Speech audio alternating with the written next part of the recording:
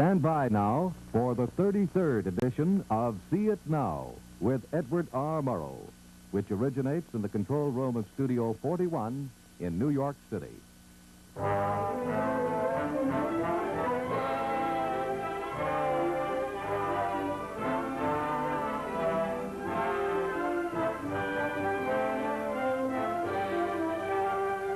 Alcoa, Aluminum Company of America, in cooperation with CBS Television, presents the distinguished reporter and news analyst Edward R. Murrow in See It Now, a document for television, based on the week's news and told through the actual voices and faces that made the news. Edited and produced by Mr. Murrow and Fred W. Friendly. A public service of Aluminum Company of America, the nation's leading producer of aluminum. Now, speaking to you from the actual control room of Studio 41 is the editor of See It Now, Edward R. Murrow. Good evening. We know that we have atomic bombs. We know that the Russians have atomic bombs. We know that those bombs are capable of destroying cities. The question arises, however, as to whether or no the Russians are capable of delivering those bombs upon American targets. In the course of the next 15 minutes, you will see a simulated bombing attack on the Empire State Building in New York City.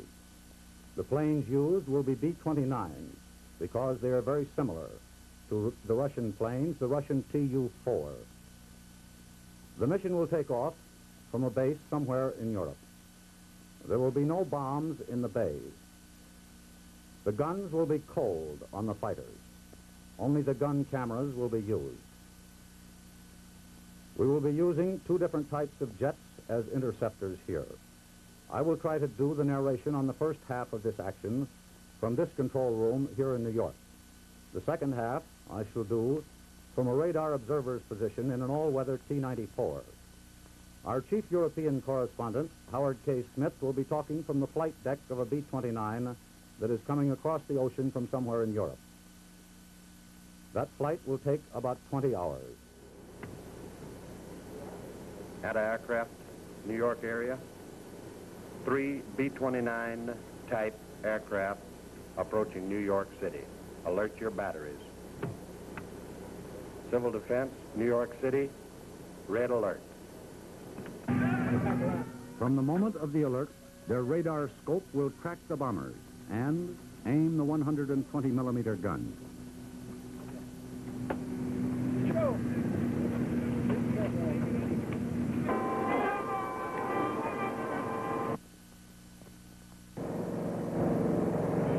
With the target perhaps 20 minutes away, we're climbing, still climbing, to attain bombing altitude. The interceptors are coming in at us now. By all calculations, that would have got one of our planes, or we would have gotten him. Now we're up on the left wing. For the moment, I've lost the B-29s in the clouds, but the pilot obviously can see them.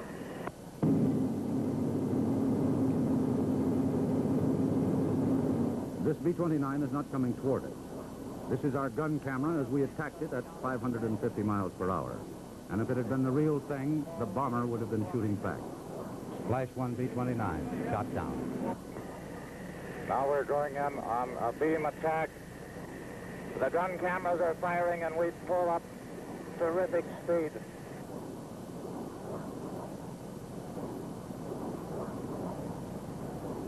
Another pass, beam attack on the port side of this formation of B-29s. When he pulls out, there's a tendency for things to blur a little. Now we're over Long Island Sound. We're setting the craft now for the bombing target, which is only minutes away. Bombardiers at the bomb site. The plane will be set on its course now and won't vary no matter what happens, fighters or not. We go right up to Manhattan Island and to the bombing target. The anti-aircraft men reported they had the bombers in their sights more than long enough to get them. But there was no way of proving it.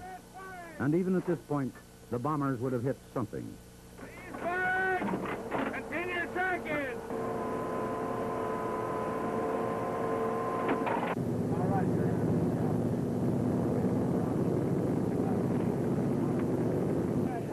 us 20 hours, and we're in the target area on time. Just below us is the Harlem River.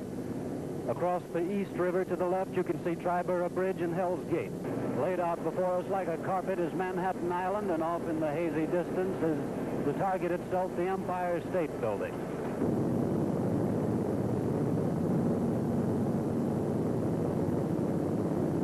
And out before us now is Central Park. Our bombardier says that he has decided to drop the bomb about 1 mile from the target to allow for wind in the angle. We're going to drop the bomb at the end of Central Park.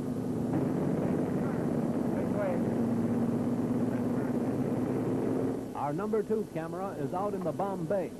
That thin white line you're looking at is where the bomb bay doors don't quite mesh. We're about 10 seconds from the bomb release. Bomb bay doors coming open. 7, 6, 5, 4, 3, 2, 1. Now, bombs away.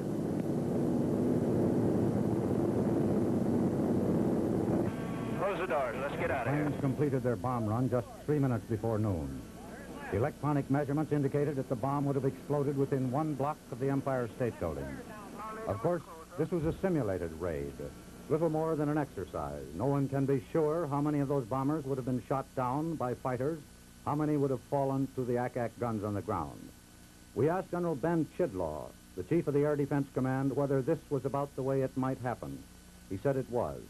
He reminded us that according to the Air Force estimates, about 70% of a determined attacking force would probably get through to the target.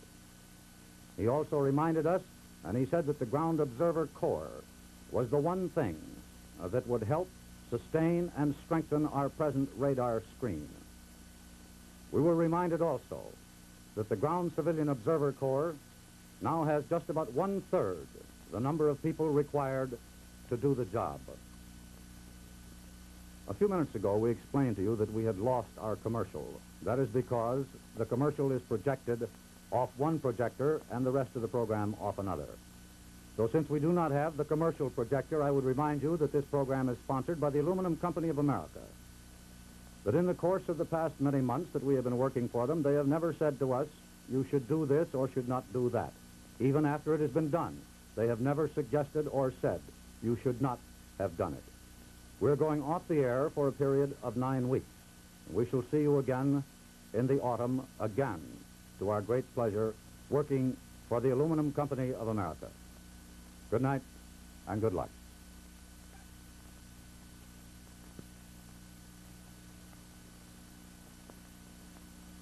Tune in the conventions on the CBS television network.